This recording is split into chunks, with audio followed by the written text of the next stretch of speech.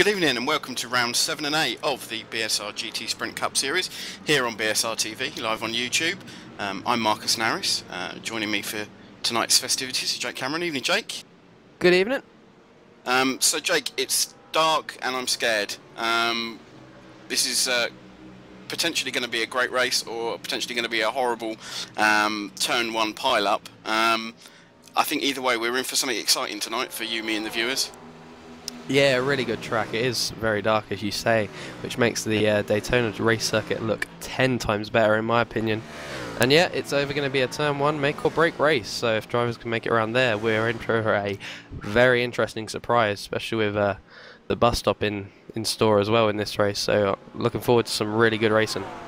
So for those of you that aren't familiar with this Daytona road configuration, just to explain my comments a little bit there, the guys run pretty much the entire oval as they come running into turn one. By the time they get there, they've run all but 150 yards of the oval, and turn one is a big stop off of the banked oval into a quite tight, twisty infield road section, and we often see incidents in turn one. So we'll certainly be hoping that everybody gets through there safely tonight. It comes off a very wide piece of bank track onto a reasonably narrow piece of tarmac, so hopefully everyone behaves themselves and we can see some good racing. The big news so far tonight, with a little over 2.5 minutes to go before the session starts, is that championship leader Alain Tessier hasn't made it into the session tonight. He's not with us for whatever reason, so we're certainly likely to see a change of lead at the top of the championship. If I just give you a quick rundown of the championship standings as they are now, as I mentioned, Alain Tessier is out in front for JCL Sim Racing with 166 points. Surprisingly, not a race winner so far. We've had 6 different races and 6 different winners in this championship so far. Tessier's yet to take one, but ably demonstrating that consistency is key in this championship. Behind him in second and third place are Ruben Velasco and Giancarlo Jaraquai, both 11 points back on 155 points. Chasing hard for Playful Bet Overgaming. Those guys currently lead the team's championship. In fourth place is Michael Stephen from Team Extreme, just ahead of Sylvain Pomerade, Alain Tessier's teammate from JCL Sim Racing. Linus Brostrom, who we've seen having a great run over the last few weeks, despite racing one-handed with a broken arm. He's managing to maintain his championship challenge and currently runs in 6th position, just ahead of Juan Jose Sanchez. George Lee Wright, who won't be participating in the rest of the championship, currently sits in 8th place, ahead of Matthew Dalton, a race winner back from Watkins Glen. 10th place is Fabio Gonzalez, 11th Oki Stokenberger, followed by Willem Botha, Patrick Bolster, Nicholas Pomerade, Jose Almeida, Matthew Oates. Carlos Foss is in 17th place with Matthew Cicaldi, Jamie Rushworth and Michael Booth rounding out the top 20. So Jake, a bit of a surprise with no Tessier tonight. A great chance for Ruben Velasco and Giancarlo Jaraquai just behind him to take the lead in the championship. Yeah, with them two, second and third, both on the same points, 155 points, only 11 points behind Tessier. So really going to stretch that gap tonight if they get some consistent top 10 finishes, which is going to always play out into their hands as the season goes on, with only another, I'd say, we've got another 4 races left, no, 6 races, sorry, left after this, I think. So it'll be very interesting to see whether Alain Tessier decides to show up again in next week and race again, or maybe he's taken a step back from the series at the moment. We'll have to find out, but really surprising not to see him here. That's going to really damage his title hopes, really, especially being out front at the moment without that race win. But someone I didn't really expect to see up there was Michael Stephan. He's not really had the bestest of finishes so far this season, but he's still sitting there in 4th on 148 points, so he's not far behind and he can make a real big pounce tonight.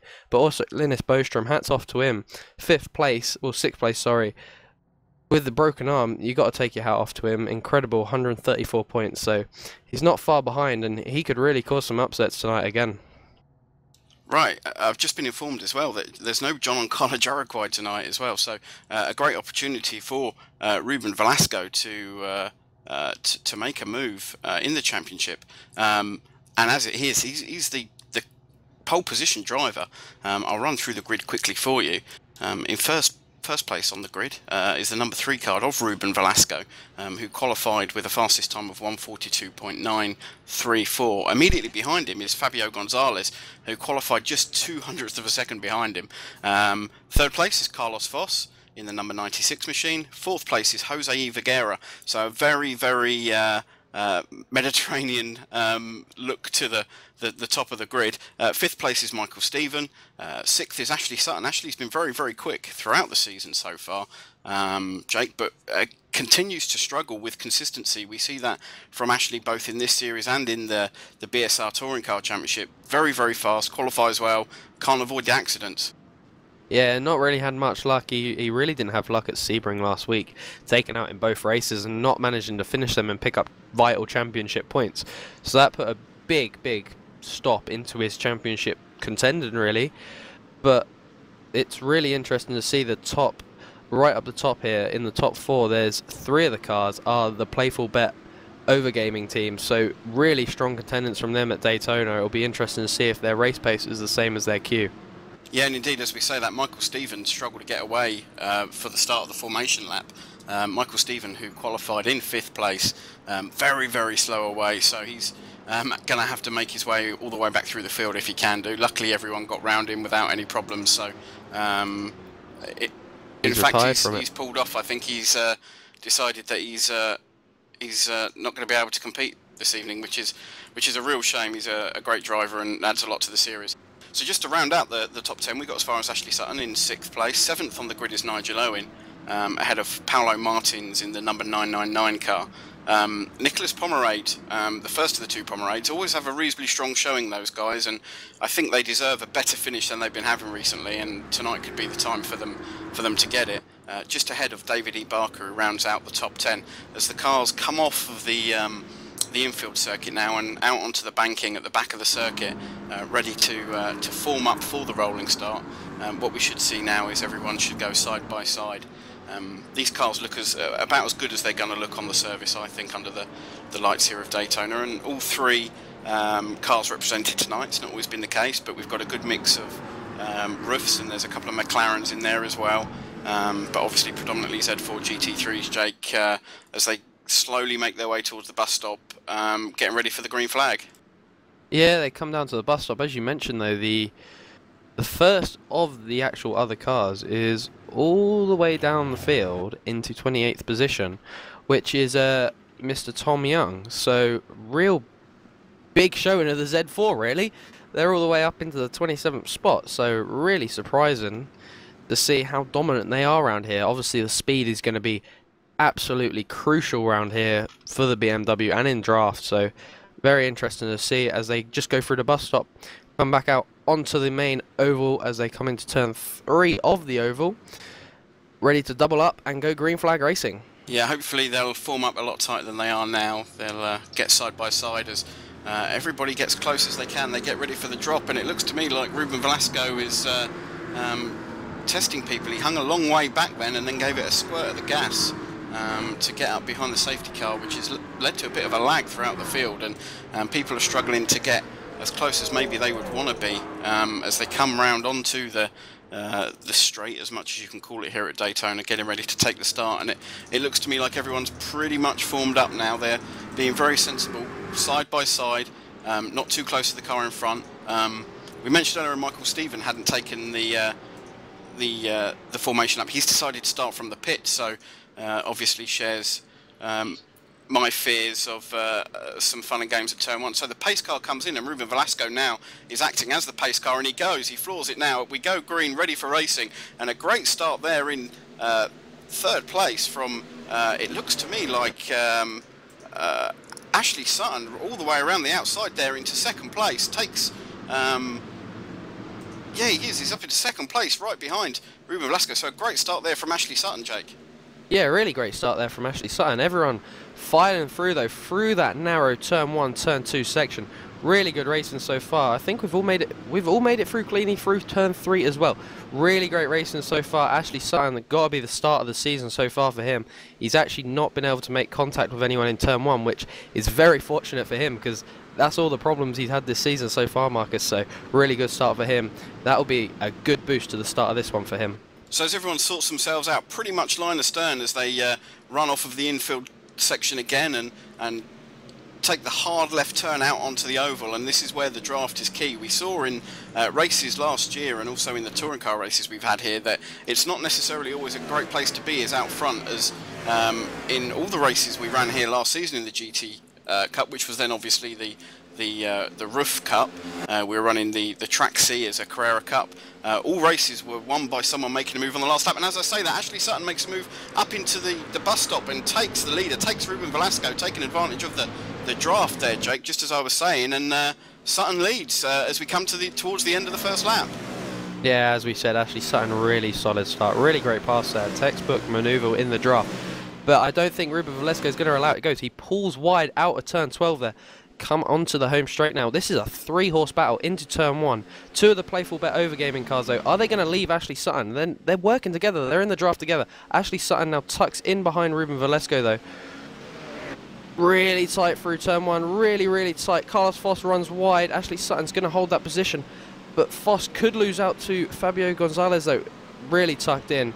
Really good racing up front so far, though, Marcus. Yeah, and as you say, they take the run down into the International Horseshoe for this second lap.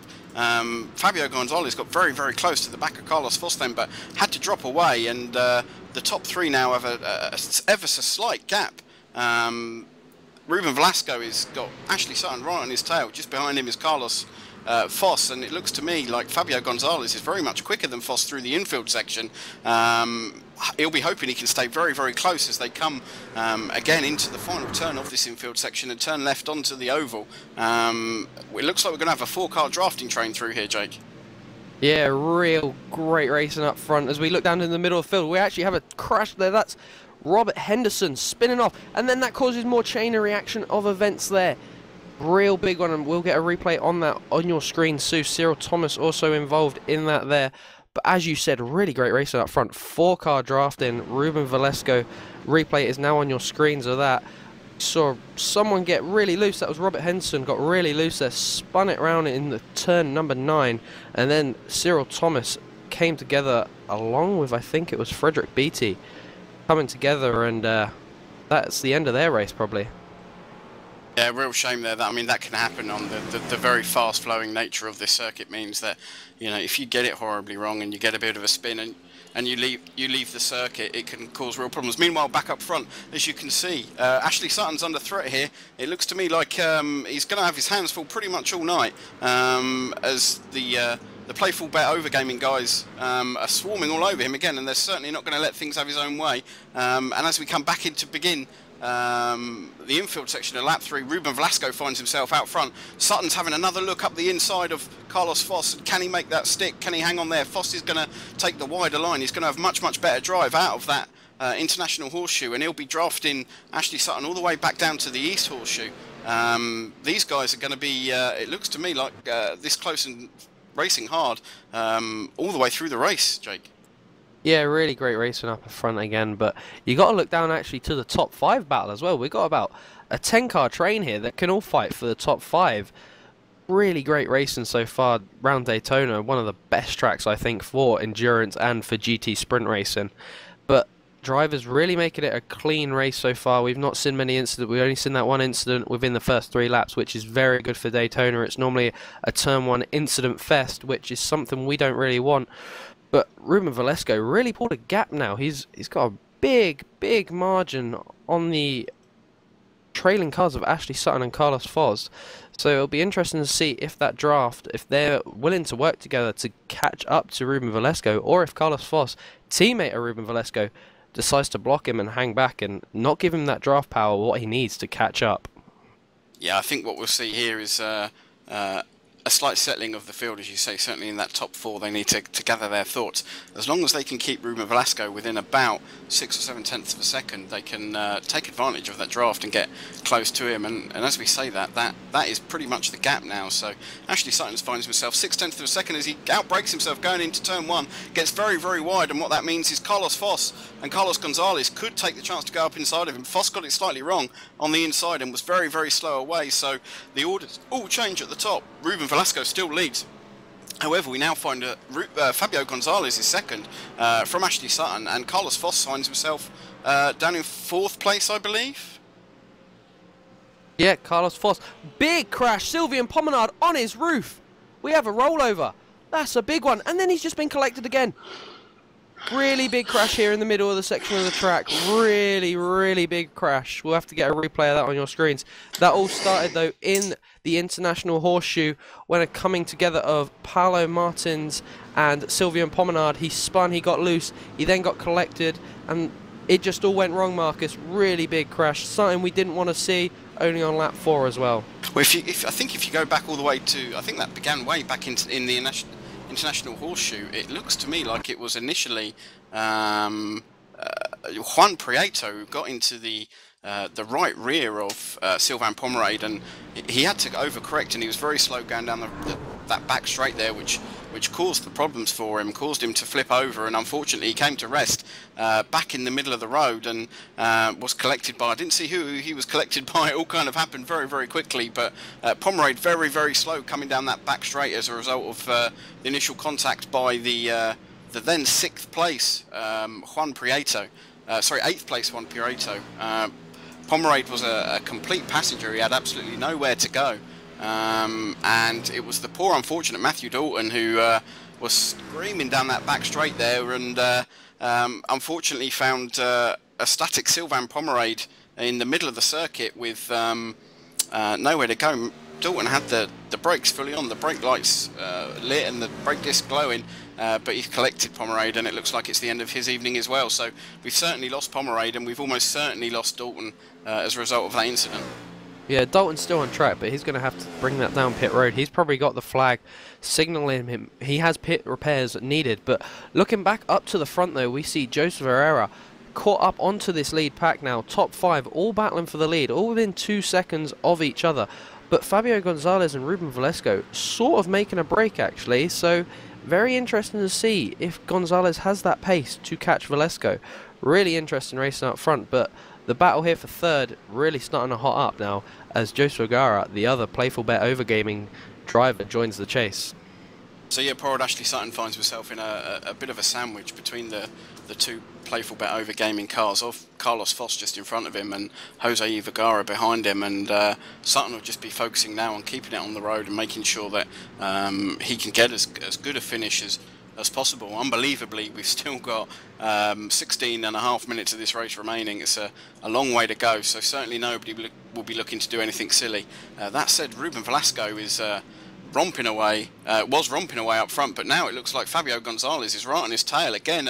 Maybe a consequence of that draft at the beginning of this that last lap, the 5th lap. The gap was 1.3 seconds, and as we start lap 6, the gap down to just 1.5 tenths of a second, and Fabio Gonzalez takes a much wider line into that turn 1, and he'll be looking to get a run down into the International Horseshoe, and he'll be hoping that if he can stay close to Ruben Velasco throughout the twisty-turny infield section, Jake, he'll be looking to make a move on him as they draft down around the oval for the 6th time.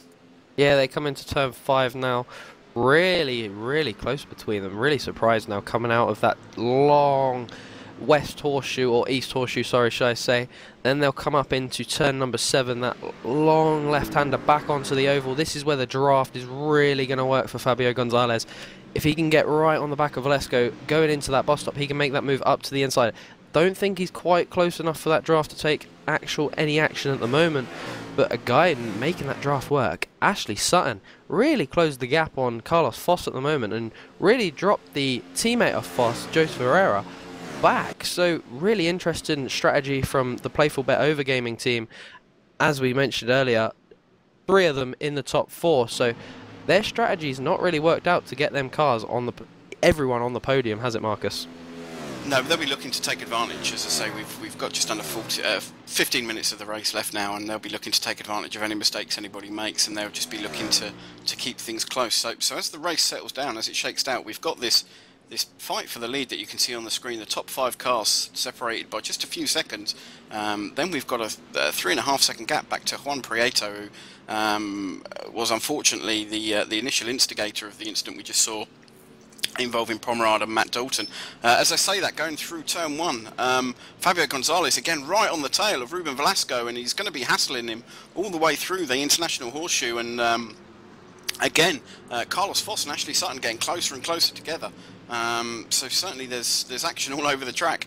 So behind Prieto in 7th place, there's a great battle going on at the moment for 7th, 8th, 9th and 10th positions. That train led by Willem Botha in the number 302 car. There's a train there of 7 cars all fighting away, separated by only a couple of seconds. So the race is broken up slightly, but fortunately for us and for you, the viewers, it's broken into several really strong battles featuring 3 or 4 cars in each train, and it certainly looks like this one's going to stay interesting all the way to the checkered flag, Jake. Yeah, really interested now, as Fabio Gonzalez was only 0.08 off of Ruben Velasco when they crossed the line that time, but now onto the back straight of the oval, coming into the bus stop, which is turn 8, 9, 10 and 11. He has a really good run going into the bus stop. He backs off though, he allows that gap to come out. He got the momentum on the exit. Ruben Velasco, they're making a mistake. He run across the grass, he goes to the top. Is he going to allow? No, he comes down.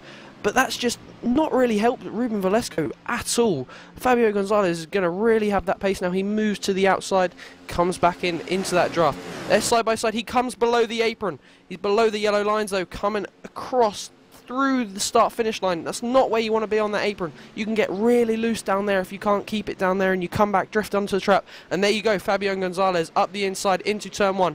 Side-by-side action. The top 5 are all together now on the exit of turn number 1. Ashley Sutton also all over the back there of Carlos Foss. Will he make a move into the International Horseshoe?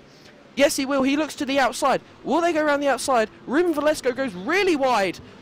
Teammate Carlos Foss up to 2nd now. Really great racing up front, Marcus. Yeah, it's great stuff, and we're just going to see more and more of that as the race goes on. It's that draft really does shake things up, and as I said, we saw last season in the Carrera Cup, and what we've seen this season tonight already is you don't necessarily want to be the guy in the front. So I think these guys might start to figure that out soon, and tactics could come into play. And I think what we might see is, these guys making sure that they're not necessarily the lead car coming onto the last lap, because if you've got a car only less than a second behind you, you're a bit of a sitting duck coming through this oval section, and the start-finish line being right at the end of this oval section, it's very, very probable and possible that somebody could just stick it up the inside of you, take advantage of that draft and steal the win away. Yeah, it really is something the drivers do not want to be doing on the last lap. That draft is so significant around Daytona. We know obviously in the Gen 6 and the trucks and other oval NASCAR racing, this track is the king of drafting. But we see it in GT racing though, the draft really a big financial benefit to some of the drivers. But again, Jose Ferreira is dropping off of the lead pack. So really interesting what his teammates are deciding to do, as we actually see Ruben Velasco go round again. He go round the outside. Fabio Gonzalez, there's contact! Inevitable with that, yeah. Ruben Velasco spins round in turn 1. That is inevitable contact. Really, they were door rubbing, they were trading paints there. That was very unfortunate. But what this allows though is now Carlos Foss to try and make a move, but Ashley Sutton goes up the inside of Foss. So Sutton now moves into 2nd. Gonzalez out in front still though. Ashley Sutton 2nd, Carlos Foss in 3rd, Joe Serrara in 4th, and we see our previous race leader, Ruben Velasco, drop all the way back into 4th position after that one. So he's got a lot of ground to make up. Yeah, I know you guys have been looking at that. Not a smart move from Ruben Velasco in my view. Certainly you can get around the outside there, but he's tried to put a pinch on Fabio Gonzalez on the inside. He's tried to hold him in tight. Velasco had more than half the circuit to his left there as they came into and through turn 1, and it's a huge risk there if the car on the inside can't hold that very, very tight inside line. And often in these rear-wheel drive cars you're going to see a little bit of outside drift. Contact is almost inevitable, so Ruben Velasco pretty much the architect of his own downfall there. Even though the ultimate contact that turned him around came from Fabio Gonzalez, Ruben put himself in a position there where, to be fair, he was only ever going to come off badly.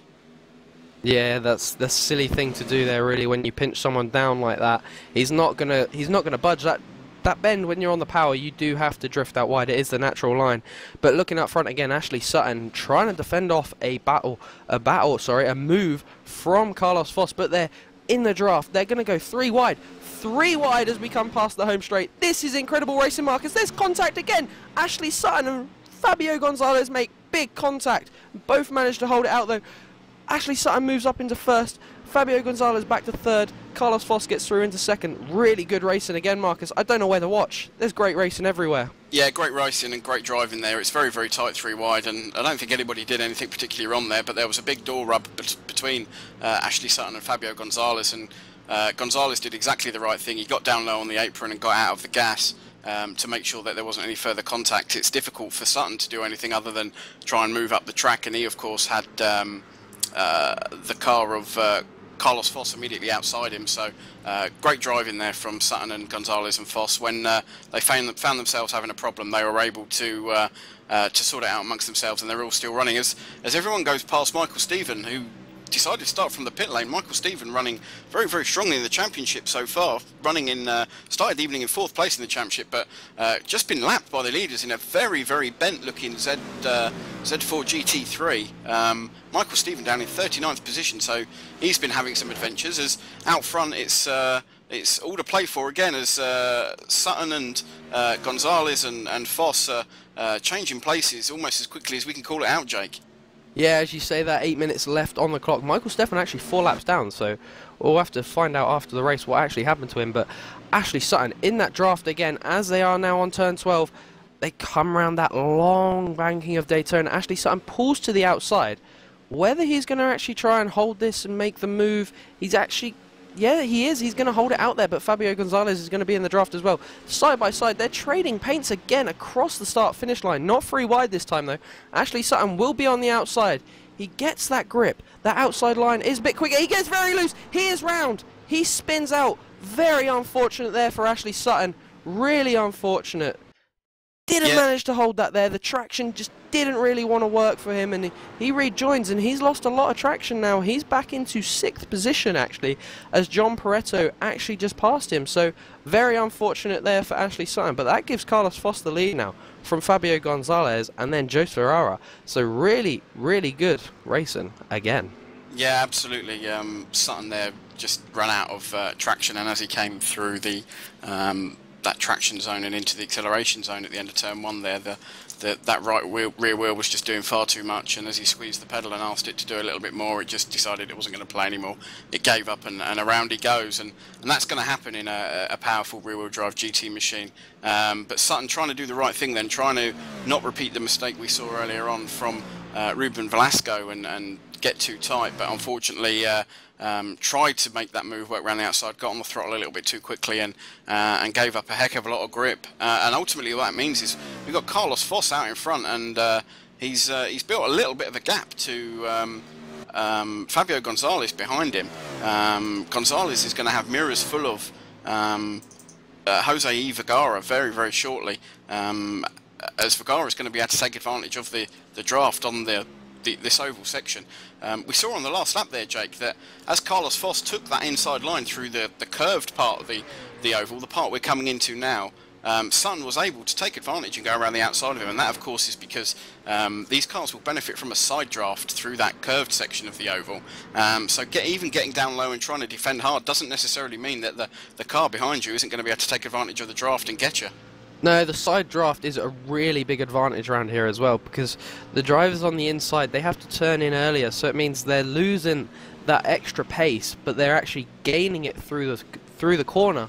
But whereas you're on the outside, you can afford to brake later, and then you lose the pace mid-bend, but then have better on the exit. So it is an interesting tactic what line drivers take through there, as we just saw with Nicolas Pomerad around the outside of John Jose Sanchez. He went right around the outside into turn 1 and just made it stick. So you see Ashley Sutton, he had too much power and it just didn't want to stick. Maybe the alteration in setup, maybe a bit more anti-roll, or the traction control, maybe what drivers are running. But really interesting to see how drivers run their lines around here and what sort of line they take on the oval, through the bus stop as well, and into turn 1, because it all makes a big difference and it all plays out onto their most valuable thing, a lap time.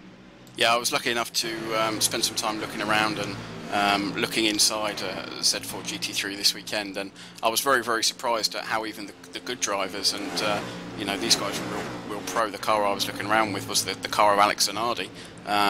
He runs the traction control very, very high, and I was very surprised at how even those pros run, how high they run the traction control. Guys even at that level scared that these things are going to break away from them when they get on the gas, and they really were doing absolutely everything they could with aero and with traction control to limit that acceleration through the rear wheels, Jake. So as you say, you know, these cars are beasts, they're monsters, they will get you if you give them half a chance. So as we begin the 13th lap of the race, we've got about 3.5 minutes remaining. Carlos Foss is out front, but now he's got Fabio Gonzalez and Jose Vergara very, very close to him for company. Those guys covered by just under 0.7 of a second. Ashley Sutton now is trying to catch back up to Ruben Velasco. Velasco is running fourth. Sutton's got past Juan Prieto for 5th place. Prieto, as you'll remember, managed to get Ashley Sutton as a result of Ashley Sutton's spin. So it certainly looks like with 3 minutes and 19 seconds remaining, the run to the flag is going to be fought out between the top three as we see them now. Carlos Foss in the number 96 car, leading Fabio Gonzalez and Jose Vergara. Yeah, really, really close racing again. But you look down into the battle for this top 10 positions. Actually, sorry, Ashley Sutton's just allowed Jose Vergara by. Okay, we will have to check that back there, but whether he had a car problem or got a little squirmy, yeah, he did. He got very loose in turn 7, and that just allowed Jose Vergara by. So very, very strong tactics from Ashley Sutton. Whether he's got that traction control turned down, as you're on about earlier, Marcus, we'll have to find out at the end of this one, and we'll have to ask him about maybe his setup and maybe if he's going to roll with that for the race too. But as I was saying, you look down from about 7th to 11th, there's only a second separating them drivers, which means anyone could really take that 7th spot at the moment, with the draft being so significant at this track. As we actually watch now, Noel Lundberg trying to make a move around David E. Baker, but not managing to make it work in turn 12. Will he be able to get him going into turn 1? Pulls to the outside. He's going to make this look very easy if he can do what we're seeing the rest of the drivers going into turn 1. But no, David Baker really holding that line really well. Really good racing again in the mid-pack. Yeah, and Sutton again has recovered from his wobble when he's managed to get himself back in front of Juan Prieto, who managed to take advantage again of his little wobble, as you say. And that car looks very twitchy again as he exits the international horseshoe. So yeah, I think you're right. He's running as little traction control as you can get away with. Obviously, that's the quickest way of doing it. If you could balance the car and balance the throttle, then not having the engine management computer sticking its oar in and deciding that it's going to cut power to the back wheels is always going to be quicker. But you always run the risk of overdoing it and turning it around. So with just over a minute and a half, a minute and a half remaining, this race is hurtling towards a climax, and Carlos Foss is still out front. But as I say, that Fabio Gonzalez looks to have got a significant draft on him coming down through the tri-oval into the bus stop. And as they go through the bus stop, it's 1, 2, 3 as quickly as you can say it. Carlos Foss, Fabio Gonzalez and Jose Vergara. It looks to me like we're going to get one more lap in after this one, but certainly as they come round the banking, again, Gonzalez takes advantage of that draft. I don't think he's going to be close enough to do anything about Carlos Foss in front of him on this lap, but this is almost certainly the penultimate lap now as we move towards what will be the white flag. And as I say, that Jose Vergara dives up the inside of Fabio Gonzalez, so as they cross the finish line, it's a playful overgaming 1-2 as they go on to the final lap. Fabio Gonzalez is relegated to 3rd place, and he'll certainly be hoping that one or either of these guys makes a mistake, but with a rear gunner now, I think Carlos Foss is just going to be able to drive away in this this twisty middle section, Jake. Yeah, actually, Carlos Foss is actually leading the race anymore. His teammate actually managed to get by into turn 1. Yeah, good spot. Sorry, I missed that. That was very interesting there. Carlos Foss actually yielded and went wide, allowing Jose Vergara through. So very interesting. Maybe some team tactics going on there for the championship.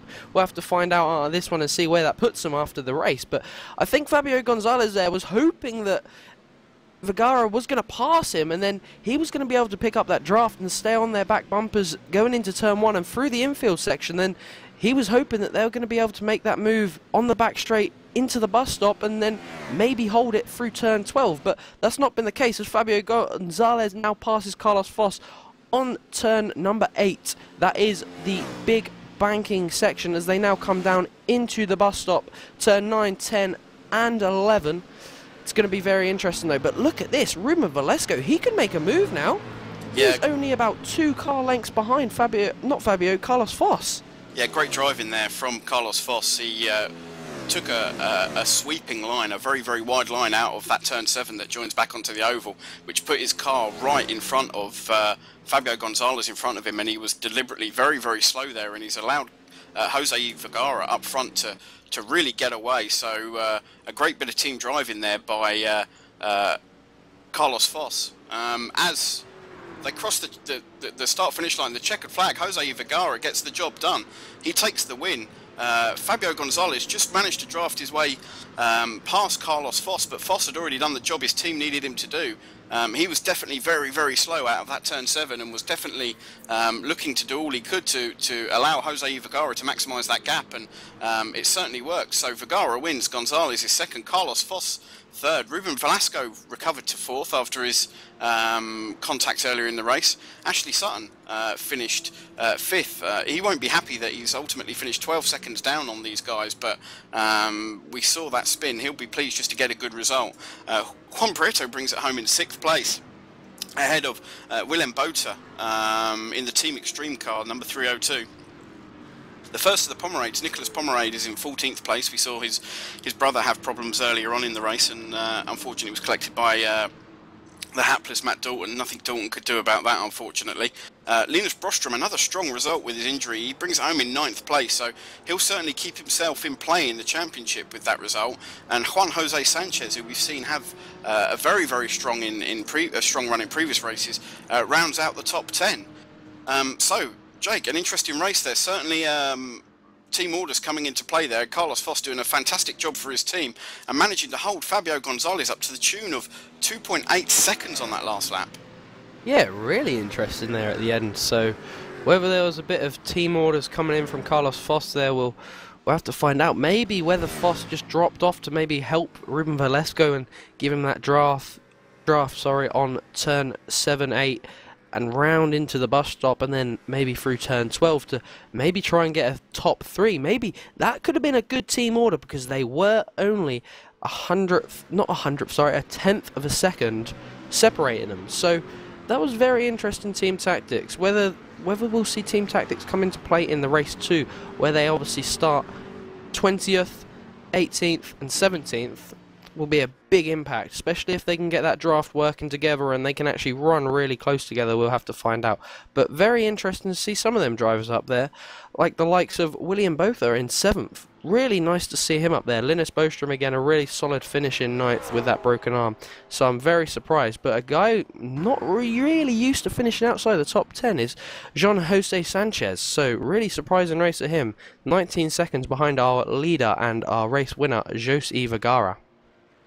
Yeah, and certainly, I've just been looking at it again, certainly a great job of team tactics there by Carlos Foss. He was very, very slow coming out of turn 7 and took a great sweeping line, which meant that poor old Fabio Gonzalez had to get right out the gas to avoid running into the back of him. And he really, once Gonzalez had lost the momentum coming onto the oval for that last time, he stood absolutely no chance at all of catching Vergara in front. So, a great first race, brilliant racing throughout, but as we've seen, it's going to take something clever to win these races. The draft plays a huge part in all of these races, so I'm sure we'll see a very, very tight race too, which will be led by Benjamin Gregory. Obviously, as regular viewers will be well aware, and new viewers may be not so much, we run a reverse top 20 grid in this championship. May sound a bit extreme, but at least there's some very, very good racing indeed. So Benjamin Gregory in the number 22 machine finished 20th in that race, so he'll take the honour of pole position, and he'll lead race 2 away from Romain Boutier and Cyril Thomas. So all to play for in race 2. Please join us. If you go back to the main BSR TV YouTube page, you'll see the next session is up there. Race 8 of the BSR GT Sprint Cup. I've been Marcus Naris. Thanks for joining me and Jake Cameron. Yep, thank you. And I think we'll bring you some interviews in the next one as well from some of our drivers in the top 10. Excellent. So thanks very much, guys, and we'll see you all in a few minutes for race 2 of the night, race 8 of the championship.